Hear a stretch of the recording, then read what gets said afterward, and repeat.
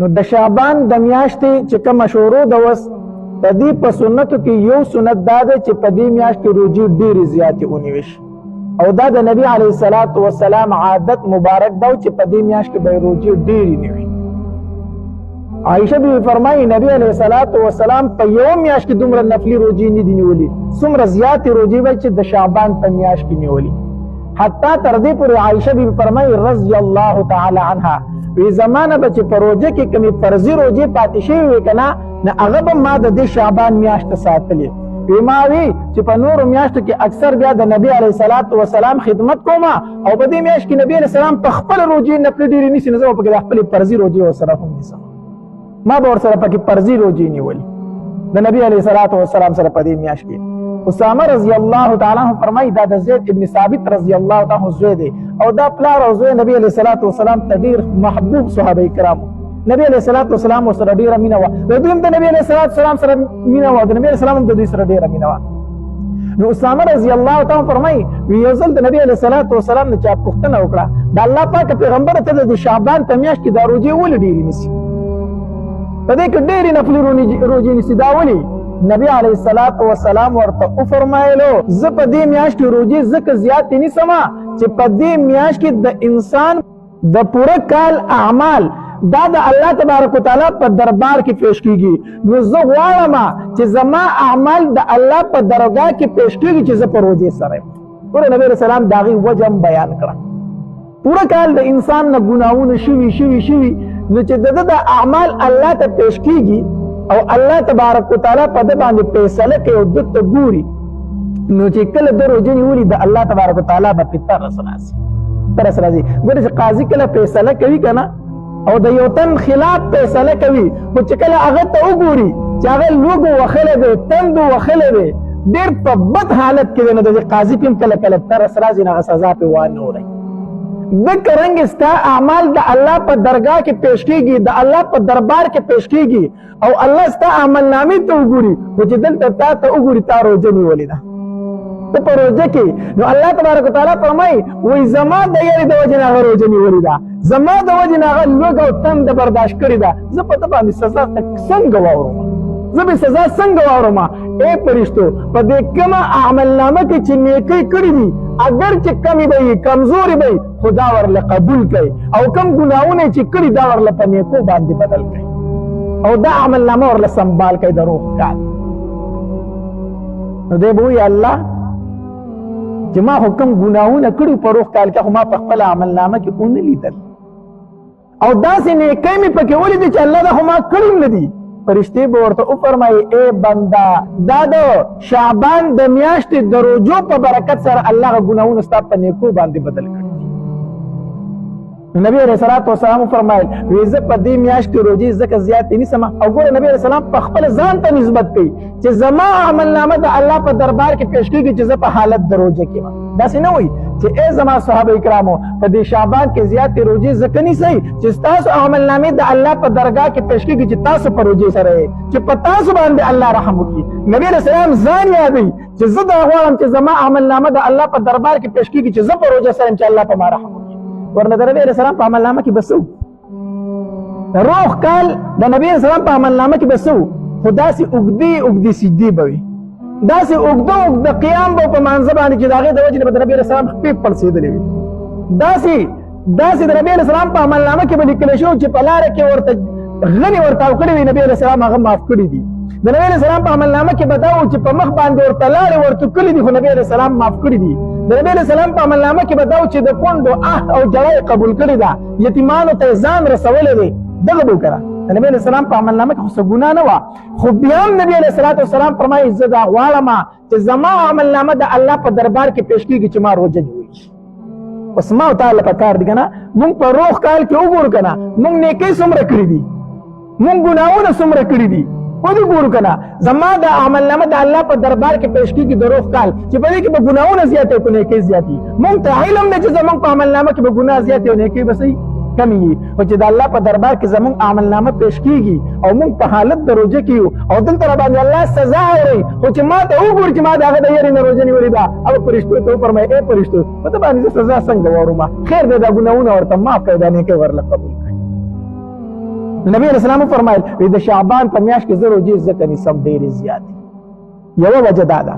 او دویمه وجه دا ده، بل حدیث مبارک کې راځي نبی علیہ السلام فرمایي وایي د دې شعبان په میاشت کې الله تبارک وتعالی ملک الموت ته د هغې تمامو انسانانو لیست ورکوي چې پر روان کال کې به دا مړه کېږي، وفات کېږي. ملک الموت ته هغه لیست په دې میاشت کې حواله کېږي. نو نبی علیہ السلام فرمایل زه غواړم چې زمونږ د لیست مرګ او زما نوم د مرګ ملک الموت ته ورکېږي، هغه په داسې حالت کې ورکړی شي چې زه په حالت د روژه کې زه په حالت د روژه کې ما ګوره تاسو وایه که نه هلکه پلان کې بنده سره مې ضروري کار دی رای وله خو ما ته پته ده چې هغه کمزوری دی، هغه بیمار دی، هغه نشي راتلی. خیر دی ډېر په سکون او په سهولت او په آرام سره یې راوله، خو زما ورسره کار دی رای وله مال داسې ده که داسې نه ده. تا ته پته ده چې هغه نشي راتلی، کمزوری دی، بیمار دی، خو ته چې راولې نو ګوره هلکه ډېره نرمي ورسره وکړه، تکلیف ورته ونه رسي. الله تبارک وتعالی چې ستا نوم ورکوي ملک الموت ته او تا روژه نیولي، الله تبارک وتعالی به ورته فرمایي چې ستا نوم ورکېږي ملک الموت ته، او الله تبارک وتعالی په تا باندې نظر ورواچوي چې تا روژه نیولې ده. الله تبارک وتعالی ملک الموت ته ووایي هی دې زما خواله راولي، خو ګورې کمزوری دی، لوږه ده، پې تنده پې ده، په حالت د روژه کې دی، ګورې په راوستو کې ورسره نرمي وکړه، سختي ورسره مه کوه. نو نبی علیہ السلام فرمایي په دې میاشت کې د تمام کال چې څومره انسانان مړي د هغې نومونه ملک الموت ته حواله کېږي. نو زه پکې روژې ځکه نیسم چې زما روح ملک الموت ته، زما نوم ملک الموت ته په داسې حالت کې ورکېږي چې ما روژه نیولي. نو په دې میاشت کې یوه سنت طریقه دا ده چې په دې کې روژې زیاتې نیسئ زیاتې. اخیری چې کومې اوویشتمه اتېشتمه نهه ده د دې استثنا کې شوې دغه مه نیسه، ځکه چې دا لږه وقفه وکړي چې رمضان المبارک ته لږ تر و تازه شي دوباره چې هغه روژې بیا ښه سمې ونیسي. دویم په دې میاشت کې 15 شعبان راځي چې موږ ورته شب برات وایو، د هغې شپې ته 15 شعبان راځي او د هغې شپې ته شب برات ویل کېږي. یعنې د 14 شعبان او د 15 شعبان په منځ کې چې کومه شپه ده د دې شپې هم ډېر فضیلت په احادیث مبارکو کې راغلی دی.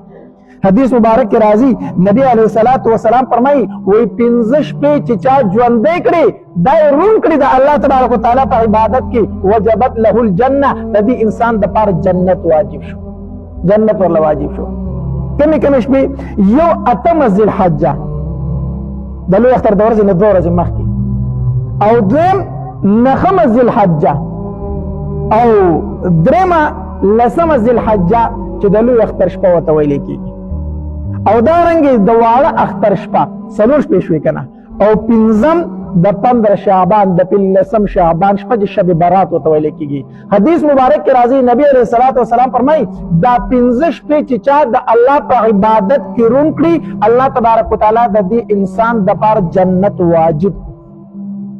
او حدیث مبارک کې راځي نبی علیه السلام فرمایي وایي 15 شعبان په شپه باندې الله تبارک وتعالی دومره خلقو ته مغفرت نصیب کوي.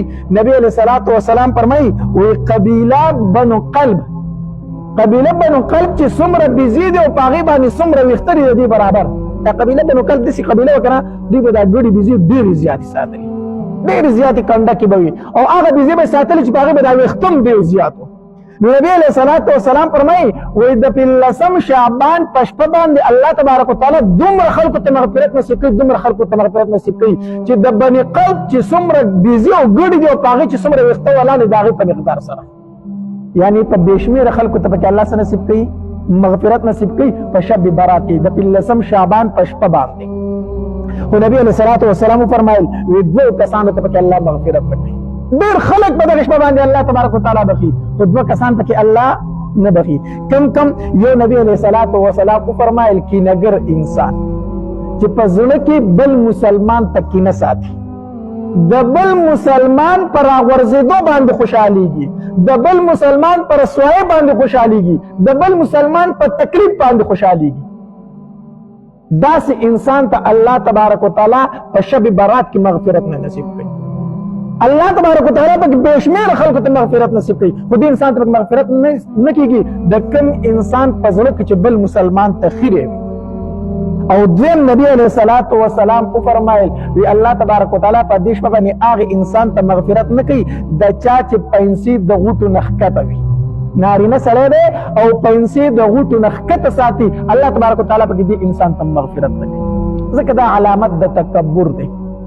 څوک چې دا پنسې ښکته راکاږي دا متکبر انسان وي، دا د تکبر علامت دی. او حدیث مبارک کې راځي نبی علیه الصلاة والسلام فرمایي، الله تبارک وتعالی فرمایي، حدیث قدسی دی چې تکبر الکبریا ردائی، چې دا تکبر زما صادر دی، زما صادر دی. او چا چې زما نه دا صادر راکاږو الله تبارک وتعالی فرمایي زه به ورله سټ ورمات سټ ورله ورمات کړم.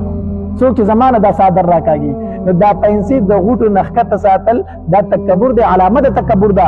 نو په شب برات کې د 15 شعبان په شپه باندې الله تبارک وتعالی د انسان ته څه نه نصیب کوي؟ مغفرت نه نصیب کوي. نو بهرحال دا دوه ګناهونه د ځان نه ایستل پکار دي. دارنګې د 15 شعبان چې کومه شپه ده د هغې په خصوصي توګه باندې اهتمام پکار دی. په دغه شپه باندې الله ته ودرېدل، الله ته جړل، د خپلو ګناهونو بخښنه غوښتل. ځکه حدیث مبارک کې راځي نبی علیه الصلاة والسلام فرمایي وایي 15 شعبان په شپه باندې الله تبارک وتعالی اسمان د دنیا ته راکوز شي څنګه چې د هغه د شان سره ښایي. او الله تبارک وتعالی په خپل 3 اوازونه کوي، 3 اوازونه. الله تبارک وتعالی فرمایي وایي څوک سوال غوښتونکی زما نه شته دی چې زه سوال قبول کړم، داسې څوک شته دی چې زما نه څه وغواړي زه ورله ورکړم. دویم اواز الله تبارک وتعالی دا کوي څوک بخښنه د خپلو ګناهونو غوښتونکی شته چې زه یې وبخم. داسې څوک شته دی چې ما ته نن شپه چغې ووایي وجاړې راته، ما ته د خپلو ګناهونو نه توبه وباسې زه ورته مغفرت نصیب کړم.